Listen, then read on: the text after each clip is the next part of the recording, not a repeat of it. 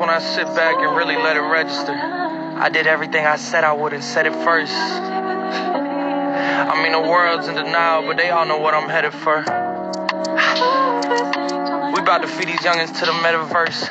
Meanwhile, I'm over here just trying to pen a verse. Cause I'm done being extra with the extroverts. The label used to wonder how I'm supposed to stand next to Vert.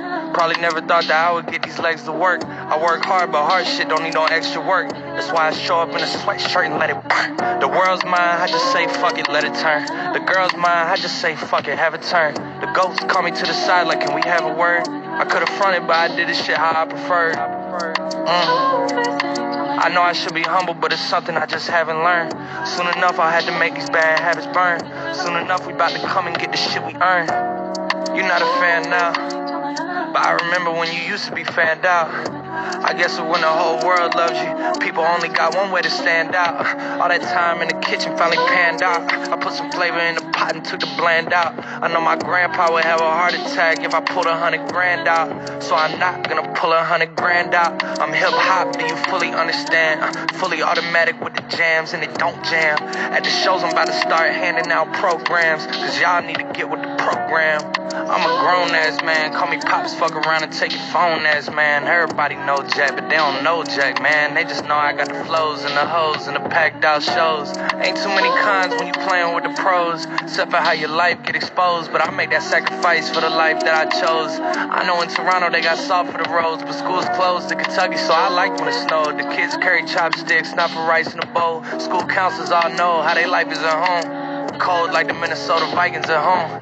Before I met Drizzy, I knew he and I would get along. But it's hard to crack jokes when you really want advice. I mean, what's it like to touch gold every time you touch a mic? Touching heights, no one gets to touching life. Fucking right, young bachelor, what's a wife? Once in a lifetime, till I say I want it twice. One of a kind, know yeah, everything is one of mine. Wanted posters with my face, they know who I'm wanted by. Yeah.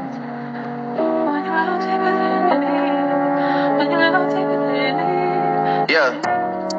Cold hearts and heated floors, no parental guidance, I just see divorce. Therapy sessions, I'm in the waiting room reading Forbes. Abandonment issues, I'm getting treated for. How much water can I fit under the bridge before it overflows? My son's gotta learn that forgiveness is a lonely road. The crib's on his wheel like motorhomes. Niggas love to try and test us like they know what we own. Chubb's got the magazine cover like Rolling Stone, cause we already know how they rock, they throwing stones.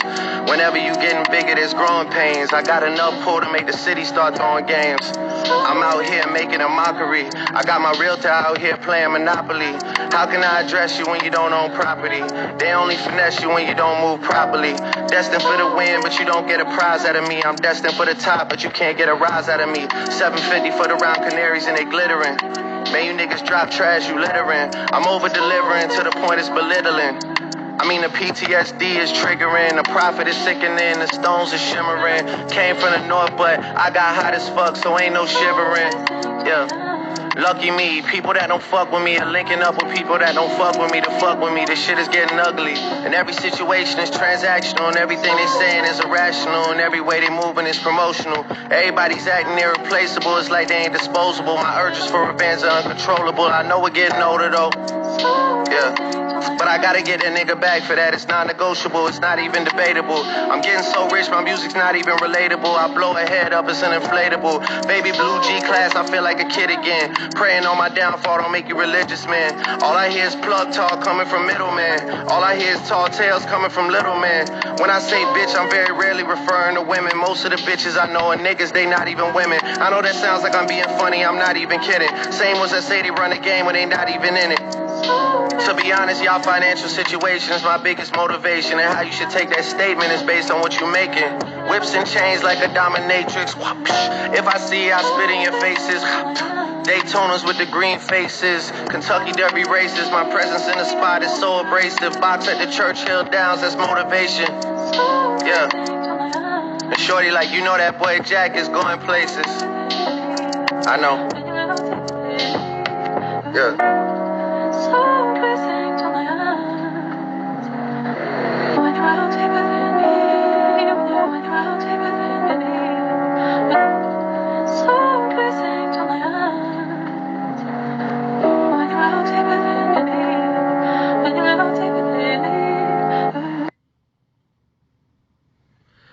Good evening, everyone, and welcome to the Clip for the Rich.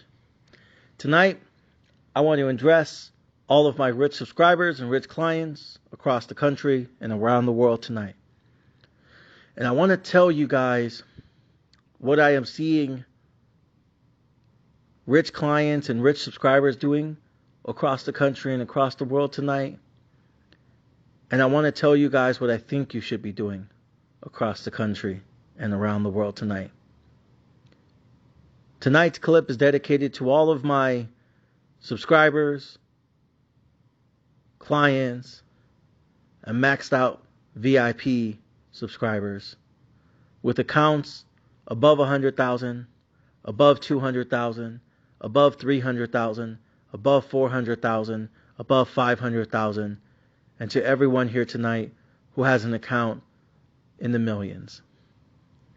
Ladies and gentlemen, I want to talk about the playbook to not just becoming a millionaire, but to becoming a multi-millionaire in the middle of a recession. Ladies and gentlemen, let us begin. So, recessions aren't necessarily something that is new to us. For a lot of you listening tonight, most of you are over the age of 30. Many of you are over the age of 40. And a few of you are over the age of 50 and 60. And because of that, most of you vividly remember 2008, 2009. And in some cases, many of you even remember the dot-com crash of 2000, 2001. And a handful of you probably remember the recessions of the 70s. And in each recession, one of the things that history teaches us is that those who are willing to be patient and disciplined are always the ones that ultimately inherit the biggest gains. And one of the people that teaches that and subscribes to that philosophy more than almost any other investor of our time and of this generation is the one and only Warren Buffett. And one of the quotes that Warren Buffett is infamous for, one of the many quotes that he will always be remembered for years after his time is done, is when he said, "The best time to buy is when there is blood in the streets." And that during recessions and during sell-offs, all it is a transaction. All it is a transition where stocks are transferred from the poor to the rich. And basically what he inferred is sometimes, many times, almost every time, during stock market pullbacks or bear markets or even all-out recessions like in 08-09, in any and all of those situations and circumstances, many companies will always, not all, but many of the great companies will almost all pull out of that recession, pull out of that bear market, and pull out of that downturn. And when they make it to the other side, they will not only come out as stronger companies, but their stocks will reflect a bigger, better, stronger company and a bigger, better, stronger balance sheet.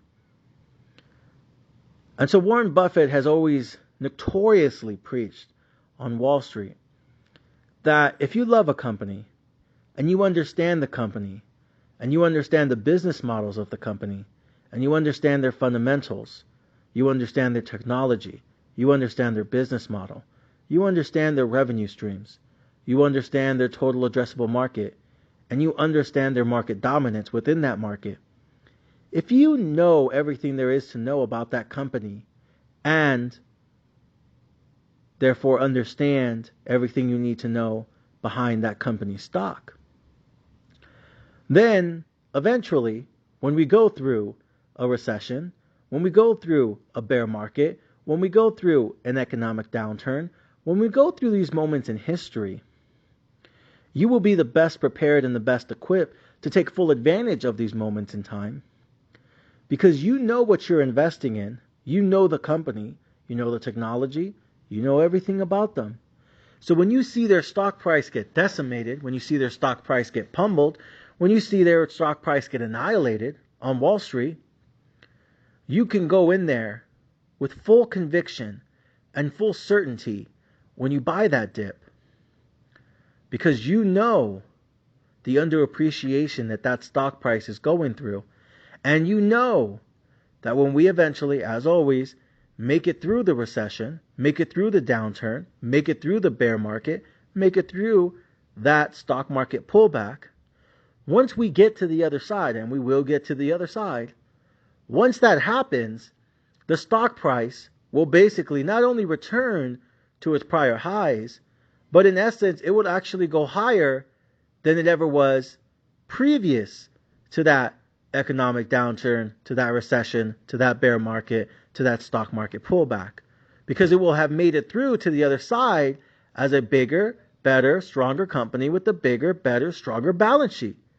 And so because of all of that, he said ultimately the people who are selling in those economic downturns, those bear markets, those recessions, those market pullbacks, are basically giving away their shares. And it's a transition, it's a transfer from stock market shares that are being held by the impatient and they're being given to the patient. And I always thought that was interesting. And it reminds me of something that Jeff Bezos, yes, the one and only Jeff Bezos, founder, CEO, well, former CEO of Amazon. And it's something that he said back during the dot-com bubble, or about Amazon stock during the dot-com bubble. And he said during that time, again, when he was the CEO of Amazon, he said during the dot-com bubble, he remembers Amazon stock price collapsed about 90%, which he's right.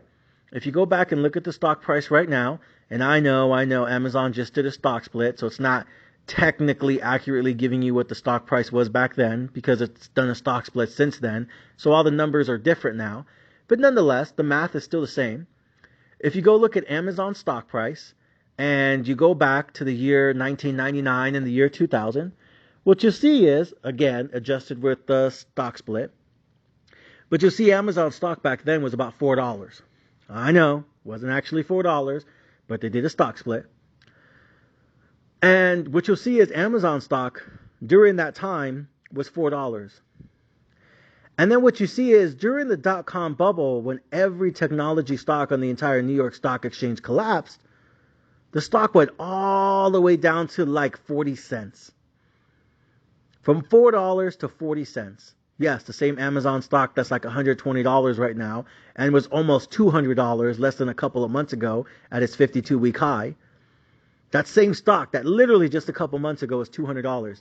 There was a time during the dot-com bubble, it crashed on the New York Stock Exchange along with every other tech company, every dot-com company, every software company. And it crashed from $4 to 40 cents.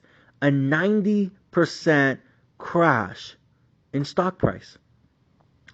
And Jeff Bezos came out in an interview a few years later and said, I really didn't understand what all that was about. Because I would wake up every morning as the CEO of Amazon and I would turn on the TV and I would look at the market channels, right? The financial networks. And I would look at Amazon stock, my company stock, like I am the founder, CEO of Amazon. I'm the guy running the ship every single day, every single morning. And I'm looking at my stock price on the TV and every day it keeps going down. So I go into my boardroom and I, talk to all my executive. I speak to all the directors at Amazon at the time. And then and I asked them during one of the board meetings, I'm like, guys, are we messing up? Are we doing something wrong? Is there something that you guys need to tell me? Is there something you guys are hiding from me? Is there something that I'm not seeing? Is there something that I don't understand? Is there something I'm doing wrong as the CEO of Amazon? And everyone in the boardroom said, no, Jeff, we think you're doing a spectacular job. The company's never made more money in our company's history. Like every quarter we're hitting record revenues. Every year we're making more money than we did the previous year. Our company's on fire right now. You're hitting it out the park, Jeff. What are you talking about? And I look back at my board of directors and I tell them, well, it's just frustrating because I wake up in the morning, probably in the penthouse suite, but I wake up in the morning probably in the mansion, and I turn on the TV and our stock price keeps going down. And I just don't understand because I thought we delivered a great earnings quarter last quarter, and we did, a revenue beat, and we guided up expectations. And I thought we did a great job of telling all the analysts on Wall Street that we've never made more money in the history of Amazon. We're knocking it out the park, and we're making money, and we're signing up more and more new accounts and customers to Amazon.com, and we're really growing at a fast pace. And I thought we were going in the right direction. I thought we were doing everything we're supposed to, but I don't know, guys. I'm kind of lost here, and I think I feel like I'm missing something because our stock used to be $4, again, adjusted for stock split. Our stock used to be $4, and now it's like 99 cents. I don't understand why our stock is down 75%, and now all the shareholders are angry at us. They're angry at me. They're upset with me. And I don't know what more I can do. I don't know what else I'm supposed to do. So I just want you guys to be honest with me. I know I'm the boss. I know I'm the CEO. I know I hired all of you here. But one of the reasons I hired you guys to work at Amazon, especially at a management position, is because I knew that you will always be honest with me. And you'll never be scared to disagree with me. You'll never be scared to tell me the truth. And you'll never be scared to share your ideas. The reason you guys are here sitting on the board of directors for Amazon.com, the reason you guys are here and I hired you guys at all of your strategic positions, one of the reasons is because I trust your judgment. I trust your skills. I trust your opinions. I want your opinions. I want your input. And I don't want you guys to feel like you're ever scared to say something to me or feel like you can't disagree with me or feel like you can't be open and honest with me. So he said in a boardroom, right, in a boardroom meeting, just board of directors only at Amazon, when the stock price is collapsing on the New York Stock Exchange, he called an emergency boardroom meeting. And he said, guys, am I doing something wrong? Am I not leading the company right? Am I mismanaging something? Am I not paying attention to something? Am I ignoring something? What am I doing wrong? Is it something I'm doing? Is it something you guys are doing? Is it something the company is messing up with? And we need to adjust it ASAP, effective immediately? Because I'm turning on the TV every single day and our stock price just keeps going lower and lower and lower. But I just don't understand the disconnect because we just reported the most amount of money we've ever made in the history of Amazon.com. What the fuck is going on with our stock price? And one of the board of directors said, Jeff, I know you don't usually pay attention to the stock price. It's, always goes up and down every day. It's not something we really focus on here, at the boardroom level. We just let, investors trade the stock as they feel, appropriate. But ultimately our job here, our fiduciary duty as management and as stewards of the company is just to make sure we continue to make more and more money. And whatever multiple that Wall Street deems is fair or unfair, we'll let them figure it out at the market level by the market participants. And we'll let them do what they have to do. But Jeff, I can, speak on behalf of the rest of the board here, and I can tell you, you're doing an excellent job as a CEO. You're doing a phenomenal job. And you've been outstanding since you founded the company. And we're here to support you in any way, shape, or form. We continue to believe firmly here at the company that we are executing at the highest level. Management has never been stronger. Our balance sheet is pristine, and our growth is record-breaking, quarter after quarter after quarter. And as you said so yourself just now, sir, Amazon.com just reported the highest annual revenue in corporate history. We are on track to yet again break record after record and continue to make more money every single year moving forward for the next 5 to 10 years. And we think we are on pace to be one of the biggest companies in the world and be part of the Fortune 500 one day. Because again, this was like back in 2000, 2001. This was before Amazon was even in the Fortune 500. This was before they were one of the 500 biggest companies in the world, let alone the biggest one. This was way before that. This is when they were little dogs, chihuahuas. And Jeff said, okay, well, thank you for sharing that. Do you guys all agree? Does the rest of the board agree with that opinion? And everyone shook their head like, yes. Yo, Jeff, you're doing a great job. You're doing a great job. The company's doing what we're supposed to. Don't worry about the stock and the market. They're trying to figure out which one of these tech companies are fake and which one of these tech companies are going to be here to stay. And right now they don't know which is which because there was a lot of .com companies with zero revenue, no balance sheet, a dog shit balance sheet, fake technology, fake IP, fake fucking management. There's a lot of just shady ass, dirty ass companies out there that had absolutely no business being listed on the stock market. And right now, all of the analysts, all of the bobs, all of the investors on Wall Street, they're just kind of losing their fucking mind right now because they don't know who to trust, who not to trust, who's a real company, who's not a real company. And so right now, every stock is just getting, decimated because they're just not sure who's real and who's fake and who's actually going to make it out of this, .com crash. So right now everyone's going down, but Jeff, if you ask me, honestly, I'm thinking about buying more company stock because I've seen the news too. My husband was asking me just this morning and he was wondering what was going on at the company, and I told him what we've all shared today, that we're reporting record-breaking profits quarter after quarter and year after year, and we've never had this many customers, we've never made this much money, and we continue to grow. And I too believe we're going to be part of the Fortune 500 one day. And I was telling my husband, I think we should buy more Amazon stock here because I work at the company with you here, Jeff, at, management level. And I just feel like this is a great buying opportunity because I feel like, Wall Street, to their understanding, they just don't know who's real, who's not, and who's going to be here to stay and who should have never been here to begin with. But, if every stock in the sector is getting decimated, fairly or unfairly, then I really think this is just a big buying opportunity for us in the long run. So I think this is actually an opportunity where individually I want to buy more corporate stock.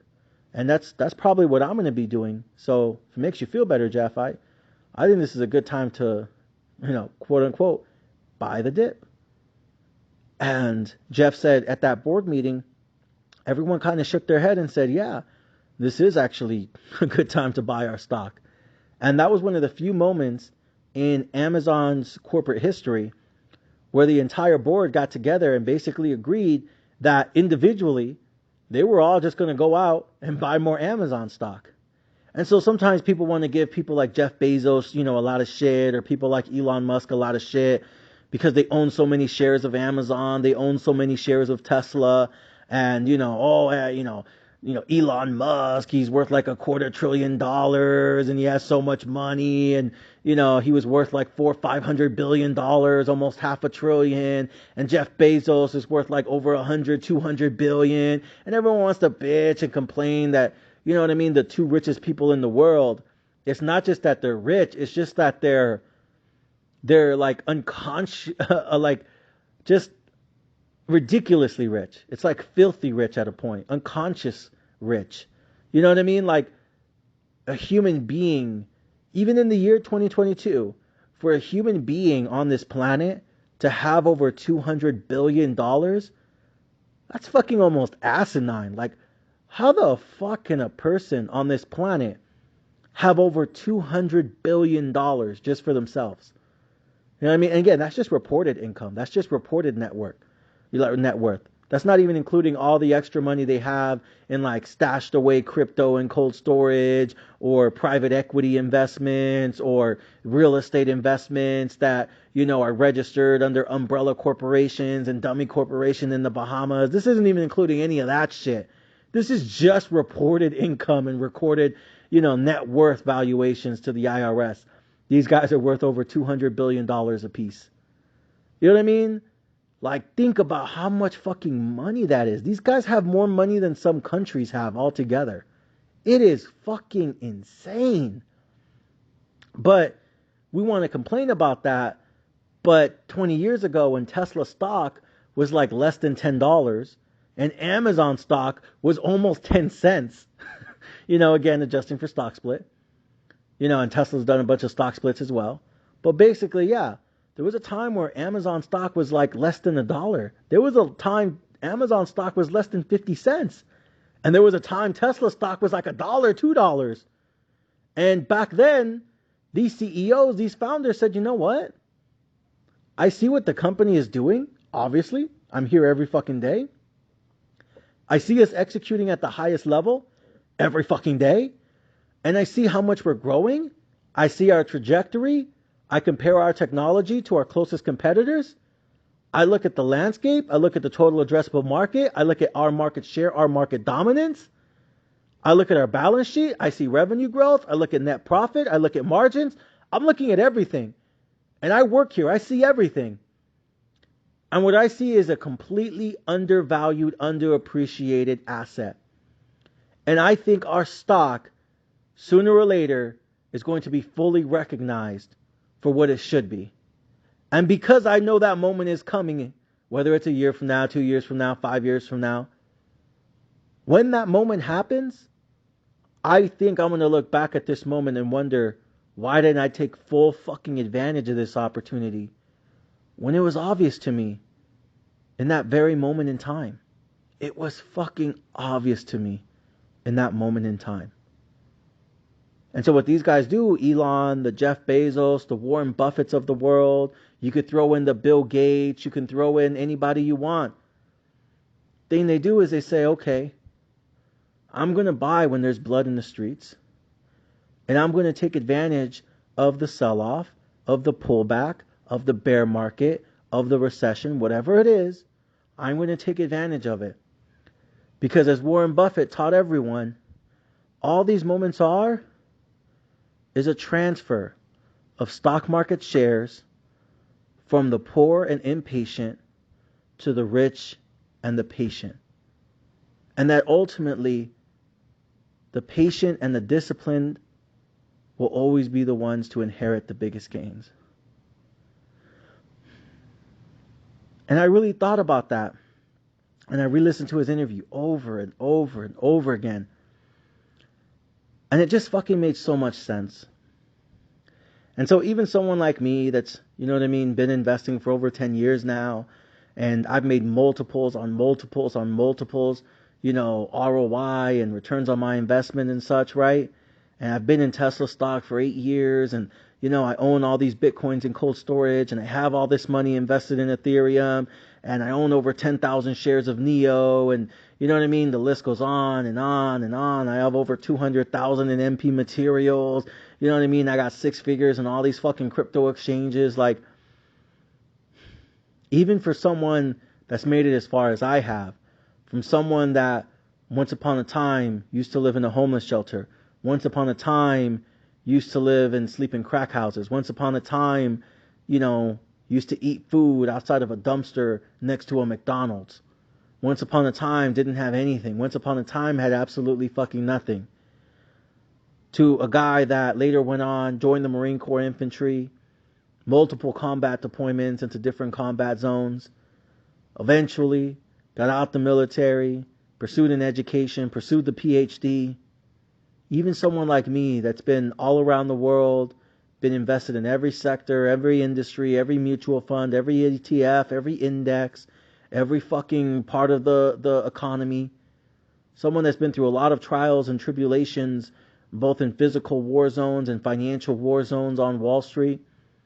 Even sometimes the motherfucking general has to remind himself what I needed to have and what I needed to do to get to where I am today. And I have to remind myself sometimes to continue to be patient, to continue to be disciplined, to continue to be committed. Because I know where I want to go in life. I know where I want to be in life. It's not about chasing $10 million. I stopped chasing $10 million a long time ago. This is about chasing $100 million for me. This is about not just being a millionaire. This is about becoming a multi-millionaire. This isn't about the Beamer, Benz, or Bentley. This isn't even about the Bugatti, the Maserati, the Ferrari, the nothing, anything like that. This is about beachfront property in San Diego. This is about penthouse suites in New York City. This is about not only being able to retire myself and my wife, this is about retiring my kids, my grandkids, and my great-grandkids. This isn't about telling future generations that I bought them a house. This is about telling future generations that I bought them the entire fucking city. This isn't about personal wealth to me. This is about generational wealth to me. And in order for me to get to where I want to be, in order for me to get to where I want to get to, I have to remember the core fundamentals that got me this far. I have to remember the fundamentals. Commitment, discipline, patience, relentlessness, aggression in times of weakness, ferocity in times of uncertainty. And the more I remember these core principles, the easier it is for me to go through these times of economic and financial uncertainties in the markets and in the economy. I know people are hurting right now in America. I understand that. I sympathize with them. I empathize with them. Nobody understands that fucking pain like I do. Because I'm a motherfucker that was homeless in 2008, 2009. I'm the fucking type of survivor of the last recession that lost everything, had nothing, and started to take everything I wanted. I've been through that. I lived through that. And now here I am, going into another recession. So I understand that there are people hurting. I understand that there is a lot of pain out there, especially for low-income families, for people who are living paycheck to paycheck, because you have a lot of people in this country and in this world that have never had to pay for gas prices this high, who have never seen interest rates this high, because, you know, depending how old they are, they probably don't know where interest rates used to be once upon a time, you know. There's a lot of people that have never seen food get this expensive. You know, no one has.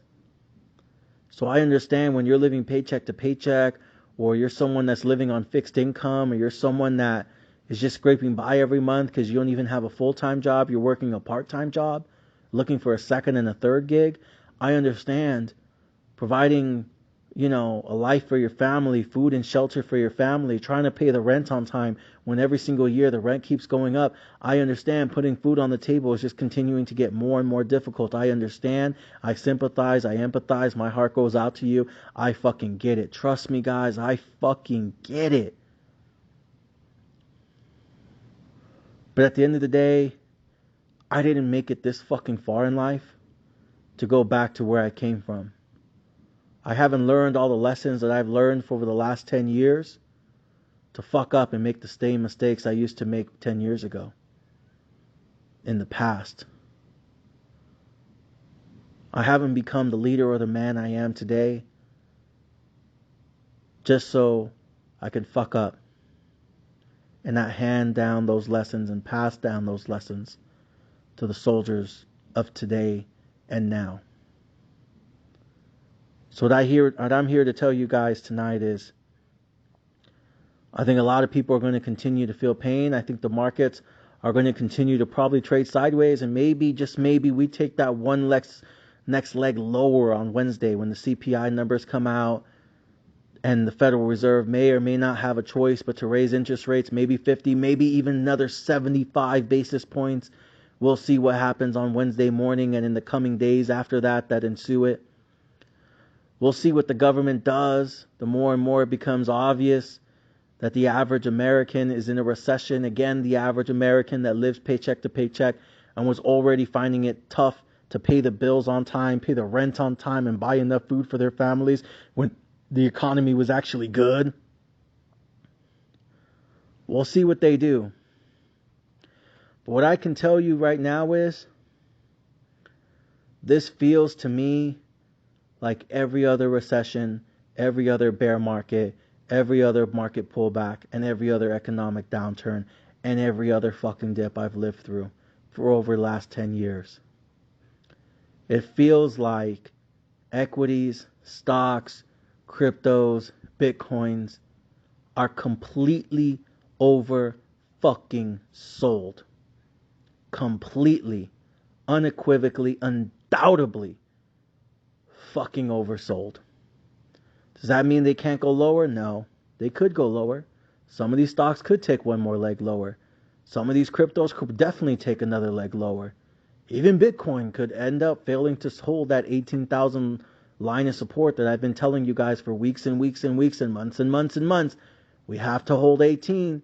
Anything below 18, we have to jump out, and we'll probably jump back in at 10. That's what everyone else is saying. That's what everyone else is doing. I'm not going to be the dumbass that's left holding their bags. So with that being said, just because things are oversold, just because things are just completely overdone, just because things are cheap as fuck, doesn't mean they can't get cheaper, doesn't mean they can't get worse. But I think the reason most of you guys listening to me tonight who have $100,000, $200,000, $300,000, $400,000, $500,000 in your stock market portfolio, to all my whales tonight across the country and around the world with over 1 million, 2 million, 3 million, 4 million, 5 million, and the case of some of my mega whales right now that have $10 million portfolios, $20 million portfolios, $30 million portfolios. Clients like Lisa Sela, shout out to Lisa Sela and Stephanie Sela out there in New York City tonight. $45 million portfolios. Shout out to my man Raphael that listens to me every morning in San Diego. Over $50 million portfolios. To all the whales and mega whales and all my sharks listening tonight. One thing I can say with clear certainty is the reason you have this much money, the reason you're this fucking rich, the reason you're this fucking successful in life and investing in stocks and crypto and Bitcoin and real estate, the reason you've made it this far in life, the reason you're this successful is because you already knew what Warren Buffett said before he even fucking said it.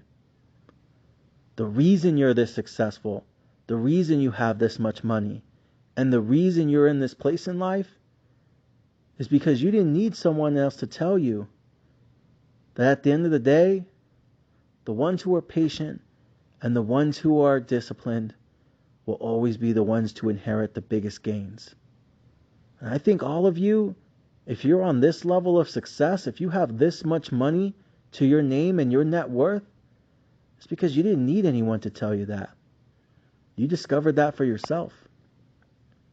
So what I would say to all my rich subscribers, my rich clients, my rich VIPs, and my rich friends listening to me tonight and every morning, and just ride with the motherfucking general till the wheels fall off. Those who trust me, those who believe in me, those who are going to go to war with me. I think you know what this moment feels like. What this moment feels like is just another fucking moment in time in our lives where once again things are oversold, once again things are overdone, once again there's a lot of fear and uncertainty and doubt in the markets and in the White House and in the Senate and in Congress and the economy and real estate and this and that. But at the end of the day, we all know where this road ends. We all know where this road leads. And we all know what the outcome is. When we make it to the other side, just like Warren Buffett, just like the Bill Gates, just like the Elon Musk, just like the Jeff Bezos, just like the Chamaths of the world. When we make it to the other side, your only fucking regret, your biggest fucking mistake, will always be not buying more when it was so fucking obvious to you in that moment in time. But I think most of you listening to me tonight who are already millionaires already know that. So my orders for you guys, my message tonight for all of you listening who are in that class of portfolios, keep doing what you have to do. Because one of the things that I don't have to tell you is, I don't have to tell you don't spend your money on dumb shit. Because you stopped doing that a long time ago. I don't have to tell you to fix your credit scores. Because you guys did that shit a long time ago. You own your own homes already. You own your own properties already. Some of you own multiple pieces of real estate property already. I don't have to tell you guys to buy the dip. Some of you guys text me in the morning before I even wake up that you already did it. I don't have to tell you that this is going to be, once again, one of the biggest buying opportunities in your life. Because some of you have lived through enough recessions, enough bear markets, enough economic downturns, enough stock market pullbacks, and enough dips to already understand what the playbook is, what the game plan is, and what you're supposed to do. You've been on this rodeo before, and you know what it looks like in the end. So my message to you guys is, do what got you here. Do the same things that got you to this point in life, to this place in life, to this moment in life. Everything you did to become a millionaire, do it again and again and again and again. And if you do, I have no doubt in my mind, most of you will go from millionaires to multi-millionaires. And some of my biggest clients in the country, it's their destiny to become billionaires. It just has to happen. They're too rich, they're too smart, they're too educated, and most importantly, they're too patient and too disciplined to fail. They know what to do. And so do you. Ladies and gentlemen, I'll see you guys on the battlefield.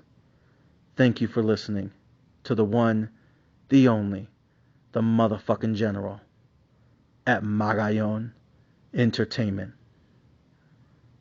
I'll see you soon.